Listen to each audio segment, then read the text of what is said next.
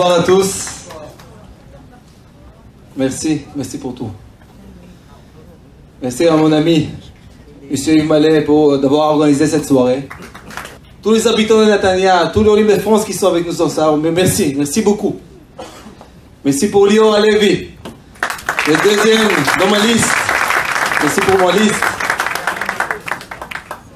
Et aussi, vous pouvez être tranquille. Tu sais pourquoi, non? Je dis ça toujours. Parce que ma mère, elle est marocaine, mon père, il est algérien, ma femme, elle est tunisienne, et ma grand-mère, elle est ashkénaze. C'est une vraie kibbutz galuyot.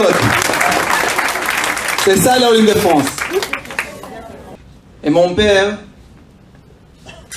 il est né à Paris, à Enghien, à Épinay. Vous connaissez? Il a fait toutes les études de médecin, de médecine, là-bas en France. Et rencontré ma mère, qui est marocaine, elle est venue de Casablanca. Ils sont mariés à Paris. Mais avant le mariage, ils ont pris la décision de venir, de faire l'Aliyah, de venir d'Israël. Après le mariage, ma mère, elle est venue ici en Israël enceinte, elle a fait l'Aliyah enceinte. Et moi, je le nais juste après l'Aliyah ici en Israël. Mes parents, ils sont donné le nom Yoni, en hommage, on dit en hommage, en hommage de Jonathan Netanyahu, l'héros de la guerre de poinçon de Antebé. Yoni Netanyahu, le frère de Bibi Netanyahu. Je comprends, je sais, je comprends très bien les difficultés de l'Aliyah. Je rappelle très bien le petite maison que la Jean juif nous donné. Je rappelle très bien quand j'étais petit. Mon père qui travaillait dans le jeune médecin, il travaillait jour et nuit. Et moi, je restais seul avec ma mère. Je rappelle ma mère, Déborah, qu'elle a appris la langue. La difficulté de changer les mentalités, de comprendre comment ça marche, le système israélien. L'école, les ganim, trouver un travail, je le rappelle très bien. C'est dur de faire de l'Aliyah. Mais ici, dans l'État d'Israël, c'est notre maison. Il faut dire ça. On est très fiers d'habiter ici. C'est la maison de tous les juifs, de tout le monde. Mais il faut dire la vérité. Quand j'étais dans la Knesset, j'étais député. J'étais député et vice-président dans la Knesset. En 2013, j'ai vu le grand nombre d'Olim de France qui sont venus en Israël. Baruch Hashem.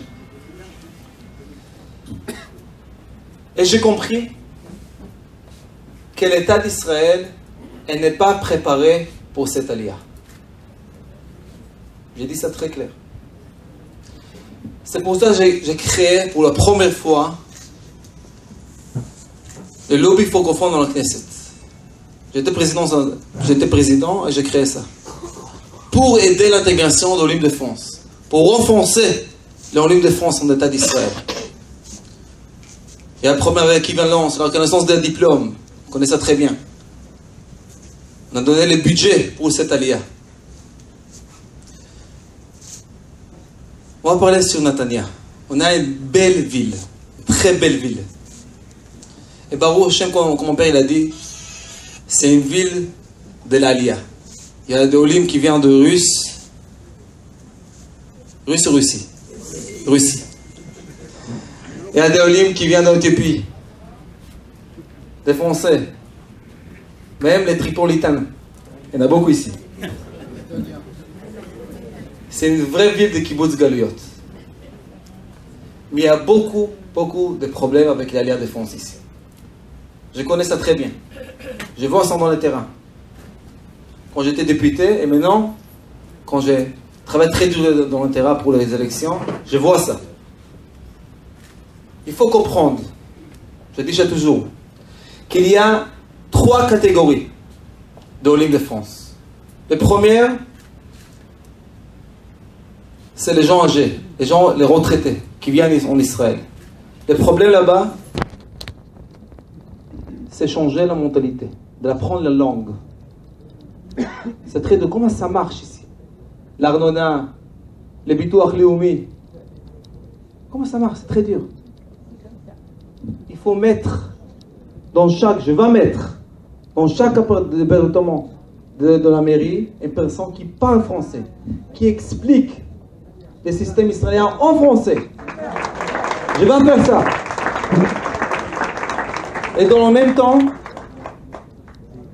je vais créer une centre téléphonique en français.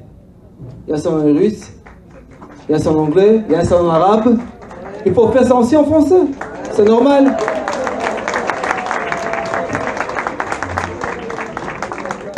Même en hébreu, même en hébreu, oui. Tu traduire les documents officiels en français. C'est quelque chose de très simple. Il faut faire ça. La deuxième catégorie, c'est les familles jeunes. Le problème là-bas, c'est quoi? C'est la parnassa, c'est le travail. Il y a beaucoup de Olim de France qui travaillent dans le call center. On voit ça. Il y en a un terme, Alia Boeing. Ça veut dire que le papa il travaille en France et la mère elle reste ici en Israël. Il y a beaucoup de problèmes avec ça dans la famille.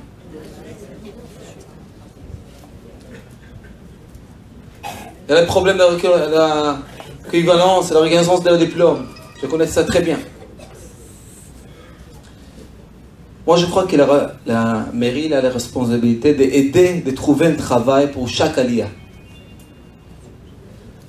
J'ai un programme, vous pouvez entrer dans mon site, spécialement pour aider les gens, pour aider les Olim, de trouver un travail dans l'entreprise israélienne,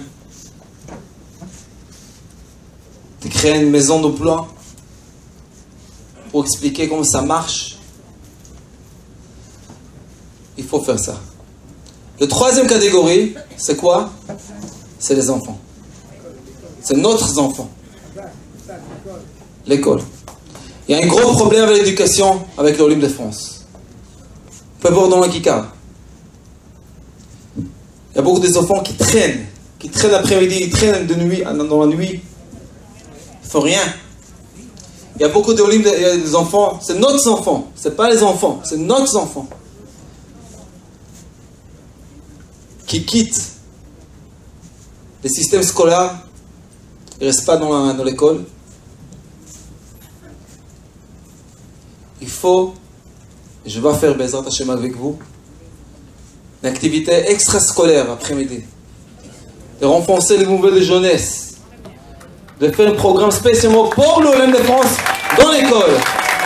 Il faut faire ça, on va faire ça avec vous Bezrat Hashem, avec mon équipe, avec mon liste, avec Liora. Mais je vais dire quelque chose de très important. On peut changer ça. On peut faire ça. Mais avant ça, avant les élections, il faut dire quelque chose dans la famille, ici. Les Olim de France, on a été très divisés. Très divisés. On n'a pas compris qu'il faut travailler ensemble en Israël. Il faut travailler ensemble. J'ai vu ça dans les dernières élections, en 2013. La majorité des Olim de France, ils sont restés dans la maison, ils ne sont pas votés. Et maintenant, je vote dans le terrain. Je parle avec les gens. Maintenant, les Olim de France sont compris c'est quoi la Achdout. On voit ça ici, tu vois? Ouais. Il faut réunir. Il faut voter. 30 octobre, il faut voter. Il y en a des bulletins. Bulletin jaune pour les maires et bulletin blanche pour le conseil municipal. Il ne faut pas rester dans la maison. Il faut venir. S'il vous plaît, donne-moi la force de faire tout ça. Donne-moi la force.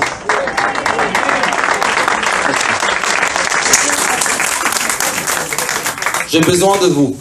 Je compte sur vous. Bezrat Hashem, avec vous, on va gagner.